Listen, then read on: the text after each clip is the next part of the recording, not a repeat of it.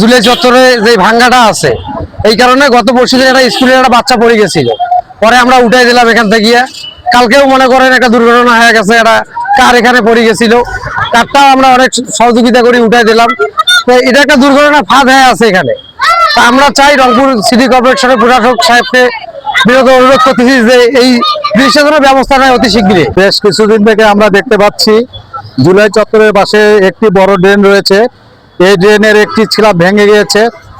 এটা city corporation থেকে সামান্য কিছু দূরে, কর্পোরেশনের কোনো কর্মকর্তা কর্মচারী এটা লক্ষ্য করছে না। এখানে বিভিন্ন শ্রেণীর বিভিন্ন পেশাজীবী লোকজন এখানে আসে এই জুলাই চত্বরটা দেখার জন্য। সকালে আমরা যেটা শুনতে পেলাম, একটি রিক্সা সহ একটি ছোট বাচ্চা এখানে পড়ে গিয়েছিল, পরে আহত হয়েছে। এই সড়কটা এমন একটা ব্যস্ততম সড়ক, আপনারা দেখতে পাচ্ছেন এই দিক থেকে আসতেছে, বাজার থেকে আসতেছে, এখানে টাউন হলের সামন দিয়ে, পুলিশ লাইনের সামন দিয়ে, এটা একটা বড় পয়েন্ট রোড।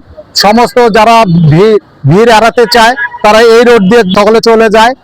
আজকে একটা ছোট দুর্ঘটনা ঘটছে, কিন্তু এখানে যদি একটা বড় দুর্ঘটনা ঘটে এর দায় দায়িত্ব কে নেবে?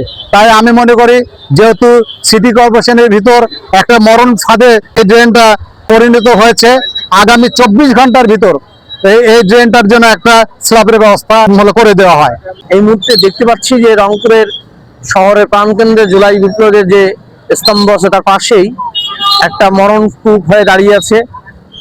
অথচ এই জুলাই যুদ্ধের এত প্রশংসিত এলাকায় সিটি কর্পোরেশনের দায়িত্বে অবহেলার কারণে আজ পর্যন্ত এই ভয়ঙ্কর গর্তটি এবং যেখানে একটা স্ল্যাব ছিল ভেঙে পড়ে গেছে, এখন পর্যন্ত ব্যবস্থা হয় না, যেখানে এখন বড় ধরনের দুর্ঘটনা ঘটতে পারে বলে আমরা আশা করেছি।